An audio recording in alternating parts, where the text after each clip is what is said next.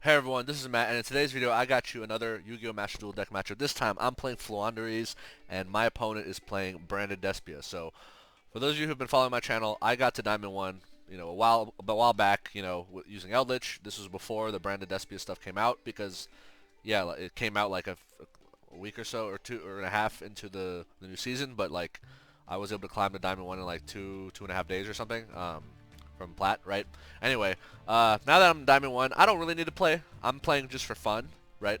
Don't really expect to be playing, grinding or doing anything like that. But I decided, you know what? I'm going to play my Floowandereeze deck just because I enjoy it, okay? Yeah, some people might say it's degenerate, but it's fun. I've talked to you about it in previous videos. I like the artwork.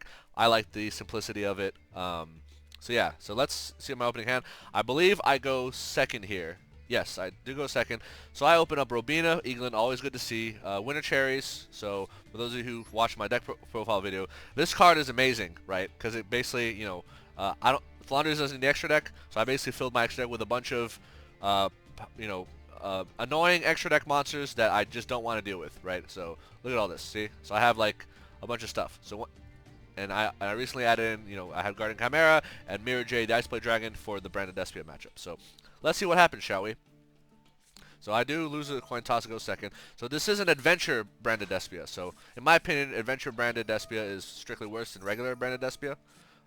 In the TCG, we realize this. So he plays Branded Opening. So I kind of, all right. I'm gonna admit this is not my cleanest game. To be fair, I think I was multitasking during this game. I think I was like doing something else while also playing this. I think I was like planning for my trip or whatever. So I was not fully paying attention. So when he played Branded Opening here, I actually thought he played Branded Fusion, right? I did not. I misread the card. I thought this was Branded Fusion, right?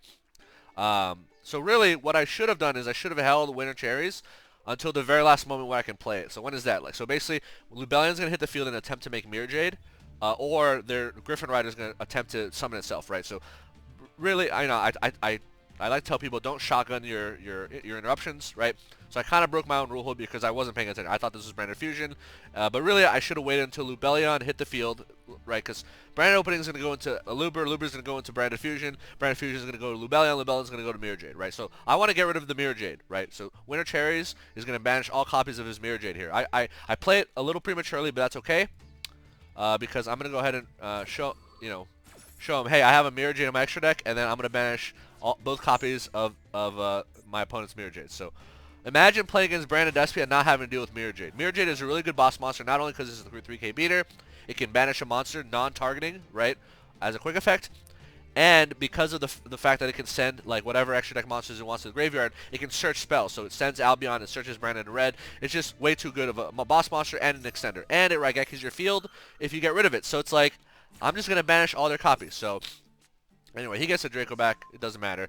Luber's going to go ahead and grab, what was he grab? Branded Fusion, yep, as expected, right? I'm going to speed things up a little bit here. He's going to grab the Griffin Rider. At this point, I don't have any interruptions, so I don't care, right? So he's going to go ahead and attach this Draco back here. So Griffin Rider is gonna go, and now he's going to play Branded Fusion, okay? So he's going to summon the Lubellion, and the Lubellion is going to attempt to fuse. Obviously, he doesn't have, so he discards effect Veiler, which is funny. So he doesn't have Mirror J, so what is he going to make? Well, he just goes ahead and makes a, hold on, watch this. He's going to make an Albion, because he's like, like, what the fuck else do I make, right? Because I got rid of all his Mirror Jades. What does he make? Should not make Guardian Chimera. Like, there's just nothing really good that he can really make. I don't know. Maybe he could have made a Despian Querchus. I don't know. Like, I don't see a good choice. Maybe a Masquerade Dragon. But then Albion's just going to go ahead and make Masquerade anyway. So, this is like an inevitability. So he makes Masquerade, which is the tax dragon. Alright, so he passes. So look at this board. So not only does he not get to search Branded in red, but like, what are his interruptions? Just a Griffin Rider, and that's it. And look what I have. Book of Eclipse. So for those of you who have seen my Floowandereeze deck profile, you'll see why I like this card. Like, this duel will showcase why this card is great, right?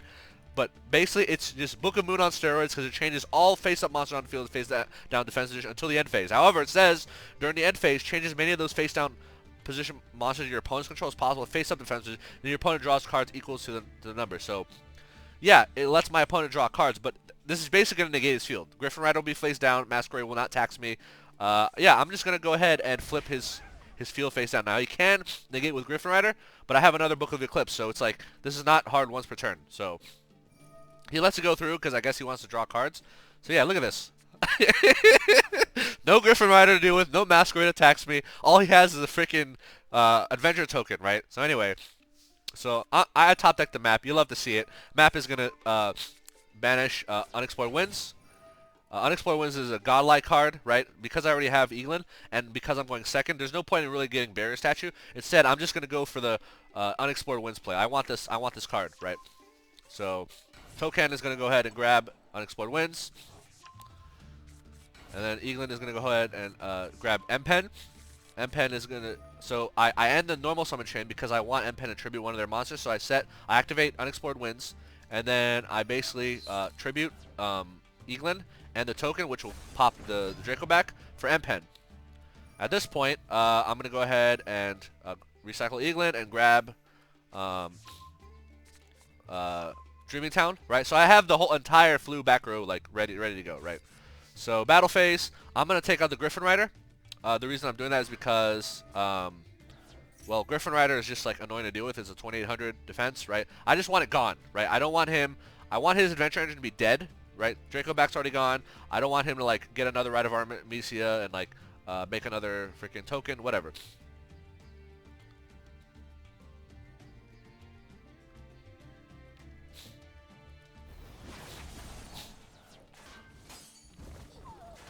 So, alright, so why did I swing my little birds into these monsters here and take damage? Because, recall, at the end phase, Book of Eclipse is going to flip all his monsters face up, and any monsters that are flip face up will draw him a card. So, only his Masquerade will flip face up, and it will draw him one card rather than him drawing 3 cards. I don't want him drawing 3 cards, because that's just way too much advantage, right? So yeah, I took some damage, but, you know, whatever. The damage doesn't matter, right? As you'll see. So, he's going to go ahead and do some stuff. He's going to make another... Okay, Rite of Artemisia. Okay. So, Adventure Token. Yep. Branded Fusion. Here we go. So, he's going to make... Oh, no! Another Lubellion. Like, again, without Mirror Jade, Branded Fusion is a lot weaker and sillier. But he's going to go ahead and grab back Dramaturge of Despia, right? So he's putting his monsters in defense position because M-Pen will negate any of his monsters that are in attack position. So he's not actually going to be able to attack into me easily, right? So check this out. So he's now that he summoned a Despian Coordinates after his Dramaturge is back, now he can negate my M-Pen, and now he doesn't care about attack position anymore. So he's going to recycle Branded Fusion, and he's going to make all my monsters attack 0, right? And he's going to change all these monsters into attack position. So let's recap. So these 3 monsters started the turn in defense position. They just changed to attack position. The token was summoned in attack position, and then these 2 monsters were summoned in defense position, right? So I'm going to go ahead and use Dreaming Town. He's going to attack me like whatever. Eglin is going to grab me Ryza, and then I'm going to use Unexplored Winds to tribute the token and for Ryza and Eglin, right? And now Masquerade is going to attack me, but Ryza is basically going to flip, is going to bounce Masquerade, and put Fallen of Albaz on top of their deck. The reason being because top decking Fallen of Albaz is pretty bad, right? And then I'm going to chain Dreaming Town in the graveyard, which will literally Book of Moon, or Book of Eclipse his entire side, right? Yeah, he taxes me down to 500 life points, but again, it doesn't matter. So all his monsters are going to go into defense position, and he can't change them. So Masquerade is off the field. I just have to do with 4 face downs and have 2 big bird boss monsters, right? So I have my Eglin again. Drew Book of Eclipse. You love to see it. So Eglin is going to go ahead. I'm going to send, what is that, Robina? Or no, Shree. So Eglin is going to grab my Apex Avion because I know he has a Branded Fusion set. So I'm going to go ahead and get this Apex Avion, tributing the Eglin. And I tributed his Lubellion. Should I have instead tributed his Branded Fusion? Probably. So, Lubellion, when it's on the field, not really a threat. And, okay, so, a small misplay on my part. Let's say instead I tributed his Branded Fusion, right? And I just attacked into his monsters with the exception of Albion. So my mistake I made here was, Albion.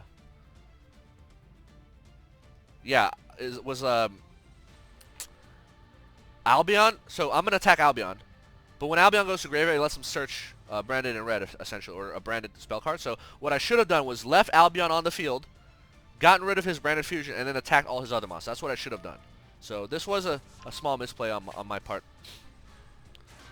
So let's attack here. Yeah, so by sending this Albion to the graveyard, he will be getting a search on the end phase. So that was a mistake. I should have left the Albion, dealt with it another way, and then gotten rid of this branded fusion. So that was a mistake, but yeah, so I'm going to go ahead and shuffle. These little birds are going to the defense position. Okay.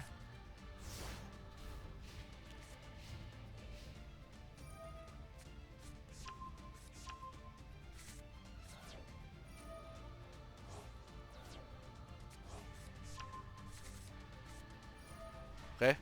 So he's getting the token, activating the branded fusion. So at this point, I'm going to use Avion to negate, and then he's going to chain Branded red. Like, I don't care. So he's going to go ahead and he's going to make Guardian Chimera, which will get him 2 draws and a pop. Guardian Chimera has to go in defense position because I have M-Pen, right? So he can't even attack into me. But Guardian Chimera will draw him 2, and then we'll pop my M-Pen, as you'll see in a second. Okay. And then he summons a Luber. Because he summons a Luber, I'm going to go ahead and activate the field spell. So, okay, so I'm a little bit greedy here, and you'll see why. So I summon M-Pen, or sorry, Eaglin. Eaglin will search me M-Pen. M-Pen will tribute one of my cards and one of his cards. So I tribute his face down just because, so M-Pen on the field, when it activates the effect to search a spell trap, also allows me to summon again. So my plan was to, after I summon M-Pen, use this effect, I summon Apex Avion, tributing the Eaglin and then one of his monsters, probably the Dramaturge. That was what I was planning to do. And then I'll have another boss monster, and I'll have the Avion negate again, because it's not once per turn, right? But he has Called by the Grave and uses Called by the Grave on my M-Pen, which negates it, which means I do not get another normal summon. So he does stop that. He attempts to swing for game, but I have Book of the Eclipse, baby. Let's go. Yeah, this card is like so freaking good, right? Although it does draw him 3 cards, so you know maybe there's that disadvantage. But I plan to OTK him this turn, so there's not going to be another freaking turn anymore. So anyway, Apex Avion's going to tribute, take out his Guardian Chimera, and what I have to do now is basically like I just need another M-Pen, which I have in the banish pile, right? So I'm going to go ahead and recycle that. And then M-Pen will tribute Token for itself. So I have enough damage here to swing for game because the Luber is 0 defense. So my Eaglin can literally attack it, but I'm just going to... It doesn't matter. I just need 3 big birds to swing, and the game is over. So, yeah, so slight misplay. I should have left his Albion on the field. I should have tributed his, his branded fusion. You know, so I was playing playing a dangerous game there. So yeah, I don't know.